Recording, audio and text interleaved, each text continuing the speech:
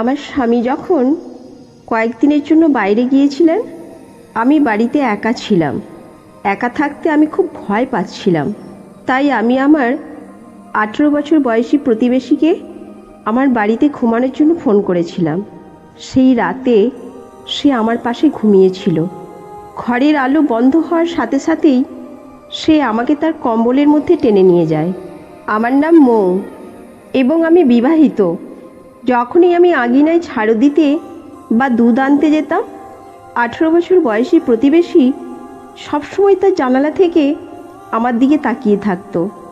কিছুদিন আগে সে তার মায়ের সঙ্গে এখানে থাকতে এসেছিল। আমার কোনো ধারণাই ছিল না যে চোখের সামনে বৈঠকটি এমন মোড় নেবে। একদিন সেই নতুন প্রতিবেশীর সঙ্গে আমার দেখা হয়। সেদিনেই আমি আমার নতুন প্রতিবেশীকে প্রথমবার দেখি। প্রতিবেশী তার বাড়িতে তালা লাগিয়ে বেরিয়ে এলো। তখনই আমি তাকে থামালাম, কারণ আমি কথা বলতে খুব পছন্দ করতাম। যাই হোক, আমার স্বামী আমাকে বাড়ি থেকে বেরোতে দেননি। সেদিন আমার নতুন প্রতিবেশীর সঙ্গে আমার দেখা হয়। আমি প্রথমে তাকে সম্ভাষণ জানালাম, তারপর আমার নাম বললাম। নমস্কার, আমি মৌ। আপনি এখানে নতুন বলে মনে হচ্ছে। এই কথা বলার সাথে সাথেই আমি সামনে থেকে হ্যাঁ উত্তর পেলাম। তারপর আমি তাদের নাম জিজ্ঞাসা করলাম। মহিলাটি তার নাম সুপর্ণা বলল। তারপর আমি ছেলেটির সাথেও কথা বলার জন্য হাত বাড়ালাম, কিন্তু সে হাত এগিয়ে দিতে প্রস্তুত ছিল না। হয়তো তার মা কাছাকাছি ছিল, তাই তখনই তার মা তাকে ডিভান বলে ডাকলো। মাকে হাই বলল। সে হাত এগিয়ে দিয়ে তার নাম বলল। আমি সারাদিন আমার বাড়িতে বিরক্ত হতাম, কিন্তু এখন আমি নতুন প্রতিবেশী পেয়েছি। আমি হাতে ফোয়ার টিপ নিয়ে সুপর্ণার বাড়ির ঘণ্টা বাজালাম। আমাকে দেখে তারা কিছু ভাবল।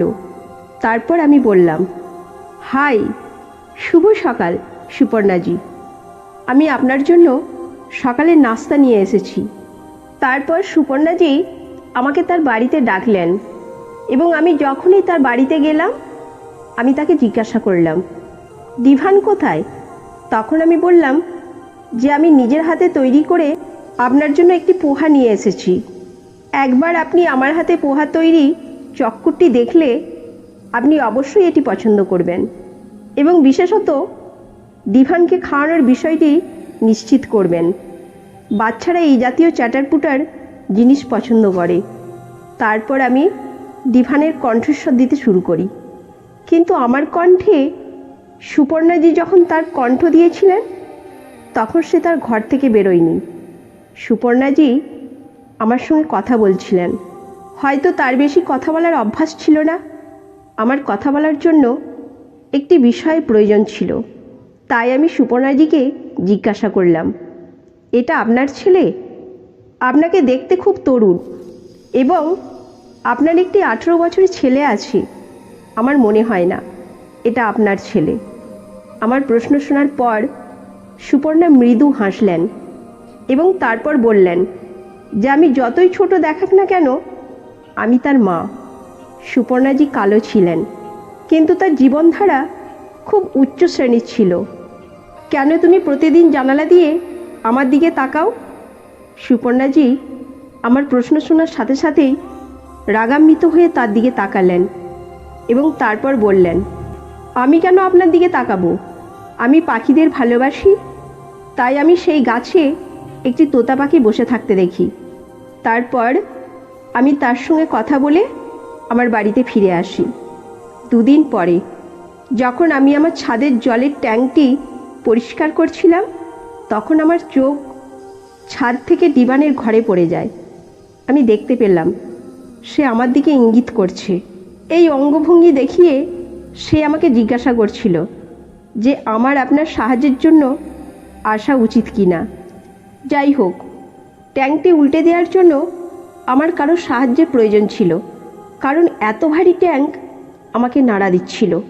তারপর আমি তাকে একটি অঙ্গিভঙ্গি নিয়ে আসতে বলেছিলাম।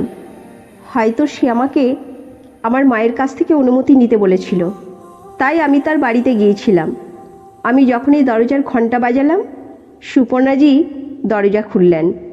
আমি তাকে বললাম যে আমাকে আমার বাড়ির ট্যাঙ্ক পরিষ্কার করতে হবে। আমার ডিভানের কাছ থেকে একটু সাহায্য দরকার। আপনি কি তাকে আমার সাথে কিছু সময়ের জন্য পাঠাতে পারেন? তাদের অভিব্যক্তি ছিল যে তারা তাকে পাঠাতে চায় না, তবুও আমি তাদের অনুরোধ করেছিলাম। তারপর তারা বলেছিল, আপনি এগিয়ে যান, আমি অবিলম্বে তাকে পাঠাচ্ছি। তারপর আমি আমার ছাদে এলাম এবং কিছু সময় পরে ডিভানও সেখানে এসেছিল। তখন আমি ট্যাঙ্কের দিকে ফিরে যাওয়ার সাথে সাথে তাকে ট্যাঙ্কটি পরিষ্কার করতে সাহায্য করতে বলেছিলাম। ডিভান পেছন থেকে আমার শাড়ির পাড় টানতে শুরু করে এবং তারপর সে আমার দিকে অদ্ভুত অঙ্গিভঙ্গি করতে শুরু করে। ছেলেটি কেন এটা করছে? তারপর আমি তাকে জিজ্ঞাসা করলাম, তুমি কি করছো? যদি কিছু বলতে চাও আমাকে বলো, যদি না হয় আমাকে ট্যাঙ্ক থেকে জল বের করতে সাহায্য করো। আমি কথা বলছিলাম, কিন্তু সে আমার কথা শুনছিল না। তখন রাগে আমি তাকে বললাম যে আমি আপনাকে এখানে ট্যাঙ্ক পরিষ্কার করতে রেখেছি, আমাকে সাহায্য করুন যেন আমি আমার রসিকতা না দেখি এবং বাকি জিনিসগুলি ছেড়ে দিই।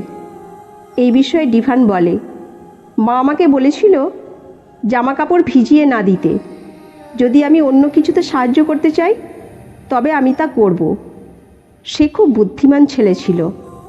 তারপর থেকে আমি মগ থেকে জল বের করে ট্যাঙ্ক খালি করার চেষ্টা করছিলাম, কিন্তু সে কাছেই পাইপের পাতার মোজা বিশেষ নিয়ে এসে পাইপের পাতার মোজা বিশেষের একটা অংশ ট্যাঙ্কে ঢুকিয়ে দেয় আর অন্য অংশটা মুখে নিয়ে ট্যাঙ্ক থেকে জল তুলতে শুরু করে। এটি করার মাধ্যমে ট্যাঙ্কের জল ধীরে ধীরে বেরিয়ে আসতে শুরু করে। যেহেতু আমি ডিভানকে খুব গম্ভীর মুখ দেখতে পাচ্ছিলাম, তাই আমি তার ওপর একটু জল ছিটিয়ে দিয়েছিলাম যাতে সে কিছু মজা করতে পারে। সে আমাকে পুরোপুরি ভিজিয়ে দেয়। তারপর সে আমাকে নিয়ে ঠাট্টা করে এবং সঙ্গে সঙ্গে ক্ষমা চায়। সেই সময় আমি একেবারে স্তব্ধ হয়ে গিয়েছিলাম। এখন তার চোখ আমার ভিজে শরীরের দিকে ঘুরছিল। যখন আমি তার দিকে মুখ ফিরিয়ে নিলাম, তারপর আমি যখন তার দিকে তাকালাম, তখন সে আবার আমার শাড়ির পাড় টানলো। গত কয়েকদিন ধরে আমাদের পরিচয় জানা ছিল, কিন্তু আজ আমাকে সুন্দর দেখাচ্ছিল। ঠিক আছে, ট্যাঙ্ক পরিষ্কার করার পরে আমি নতুন ট্যাঙ্কে পরিষ্কার জল পূরণ করতে শুরু করি।